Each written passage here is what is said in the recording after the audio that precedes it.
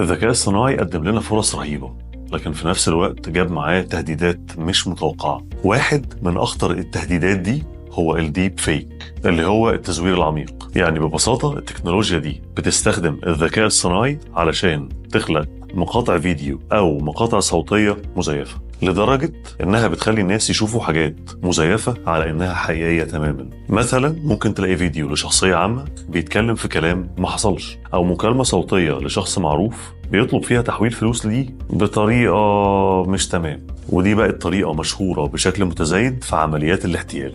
البداية، يا ترى احنا ممكن نفكر زي الآلة؟ احنا دلوقتي في نقطة تحول مش عادية. لو فكرت في المستقبل هتلاقي نفسك بتسأل سؤال: هل الآلات دي في يوم من الأيام هتبقى أذكى مني؟ أكيد سمعنا عن الذكاء الصناعي، بس هل فعلا فهمنا تأثيره؟ التكنولوجيا دي مش بس هتغير حياتنا، دي ممكن تغيرها بشكل محدش يتوقعه خالص. الحاجات اللي كانت خيال علمي من كام سنة بقت دلوقتي حقيقة على أرض الواقع. السؤال بقى اللي احنا محتاجين نسأله دلوقتي: يا ترى احنا مستعدين للذكاء الصناعي ده؟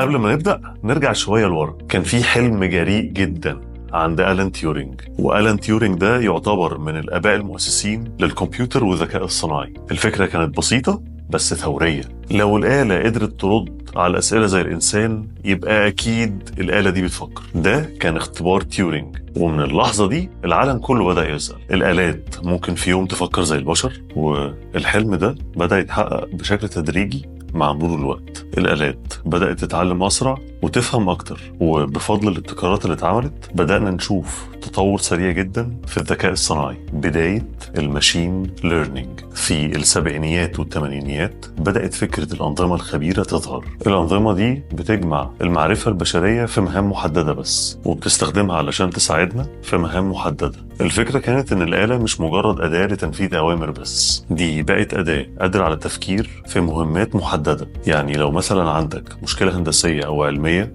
الأنظمة دي تقدر تحلل بيانات وتساعدك إن أنت توصل لحل. أول مرة كمبيوتر يكسب إنسان، واللحظة دي حصلت سنة 1997 لما ديب بلو، الكمبيوتر اللي IBM عملته، هزم جاري كاسباروف بطل العالم في الشطرنج. اللحظة دي كانت زلزال في عالم الذكاء الصناعي، لأن كل الناس بدأت تتكلم عن الموضوع ده، مش بس الناس المهتمين بالشطرنج، مهتمين أو مش مهتمين باللعبة، كل الناس كانت عايزة تعرف الأخبار. والكلام عن الموضوع كان كتير جدا وما بيخلصش، لأن لحد وقتها ما كانش حد لسه بدأ يفكر في فكرة إن في كمبيوتر ممكن يكسب الإنسان في لعبة معقدة زي الشطرنج. واللي حصل ده كان بداية سؤال جديد: هي الكمبيوترات دي هتبقى أذكى مننا بجد؟ النهاردة الذكاء الصناعي ما عادش بيكبر في الحجم بس، بقى بيزيد في ذكائه كمان. الشركات الكبيرة زي انفيديا واوبن اي اي مهتمين بان هم يكبروا مزارع المعالجات اللي عندهم، بروسيسورز وجي بي يوز ضخمة وذات كفاءة عالية. بدل ما نستخدم معالجات فائقة وعالية جدا،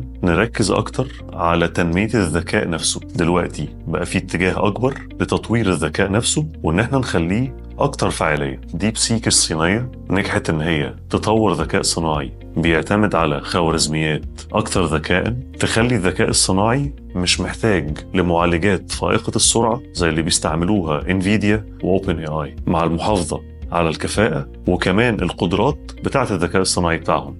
يا ترى هيجي وقت يبقى فيه الذكاء الصناعي بيفكر بجد زي الإنسان؟ في الحقيقة هو محاولة لفهم الطريقة اللي العقل البشري بيفكر بيها ويحولها لشيء تعرف الآلات تتعامل معاه. طيب وهو الذكاء اللي عندنا بس بيتلخص في القدرة على حل المشاكل؟ لحد دلوقتي مش عارفين كل حاجة عن الذكاء البشري، وده بيخلي الذكاء الصناعي موضوع معقد أكتر ما احنا متخيلين. كمان الذكاء الصناعي موجود في حياتنا اليومية، لكن في أوقات كتير احنا مش بنلاحظ ده خالص. خد بالك ان انت ممكن تكون دلوقتي بتستعمل ذكاء صناعي من غير ما تعرف ان هو ذكاء صناعي، علشان ما تسماش كده. ومثال على ده أليكسا وسيري وجوجل مابس مش برامج عادية، دول AI، دول أنظمة تعلم آلي بتستفيد من كل البيانات اللي بتدخل لها وبتطور من نفسها عن طريقها. وفي كمان أنظمة التوصية زي اللي موجودة على يوتيوب أو نتفليكس، ودي أنظمة بتطور نفسها وبتحسن الأداء بتاعها مع كل تفاعل جديد. هل فعلا إحنا في أمان وبياناتنا في أمان؟ ناس كتير فعليا اتعرضت لعمليات نصب عن طريق فيديوهات أو مكالمات صوتية كلها مزيفة، والتهديد من ده بيزيد مع تطور تقنيات ال AI. طيب واحنا بنتعامل ازاي مع حاجة زي دي؟ احنا عندنا شركات زي ديب تريس بدأوا ان هم يطوروا ادوات تكشف الديب فيك. الديب فيكس دي اللي هي الحاجات اللي معمولة بذكاء اصطناعي ومش حقيقية، متفبركة. ومع مرور الوقت بقى في تقنيات وادوات جديدة بتساعدنا ان احنا نقدر نفرق بين الحقيقي والمزيف، وده عن طريق خوارزميات شغلتها انها تتعرف على الحاجات الغريبة اللي مش واضحة للعينين بتاعتنا احنا. الخوارزميات تقدر تحددها وتعرف عن طريقها الحقيقي من المزيف. ومع كل التطور ده كله مش كفاية، لأن زي ما في أدوات وتقنيات بتخلينا نكشف الحاجات المزيفة، الذكاء الصناعي هو كمان بيتطور وبيقدر يخبي الحاجات دي. ده سباق، والتهديدات الأمنية دي ما عادتش مجرد فيروس أو هجمة إلكترونية، لكن مع وجود الذكاء الصناعي بقى في تهديدات أكبر كتير على شكل التزوير والاحتيال على الناس. لازم ندور ونبقى عارفين إيه التكنولوجيا الجديدة اللي ممكن تحمينا وتحمي بياناتنا. في النهاية بقى، وعلشان أجاوب على سؤالك، الذكاء الصناعي جزء من حياتنا وكمان هيزيد استخدامنا ليه في المستقبل، لكن هل هنقدر نستغله بشكل صح؟ زي ما بنشوف بنفسنا، التكنولوجيا ممكن تكون نعمة وممكن تكون نقمة برضه، واحنا دلوقتي قدام مفترق طرق. لو فكرنا في أمننا وحماية بياناتنا زي ما بنفكر في تطوير الذكاء الصناعي، ممكن نقدر نواجه المستقبل ده بذكاء وأمان. الذكاء الصناعي مش مجرد تكنولوجيا، دي أداة احنا بنغير بيها العالم فعليا وبنخلق بيها مستقبل جديد. وفي الآخر، لو عجبك الفيديو ما تنساش تعمل سبسكرايب، ولو على فيسبوك يا ريت تعمل لايك وفولو. استنوني الحلقة الجاية، مش هتأخر عليكم. شكرا.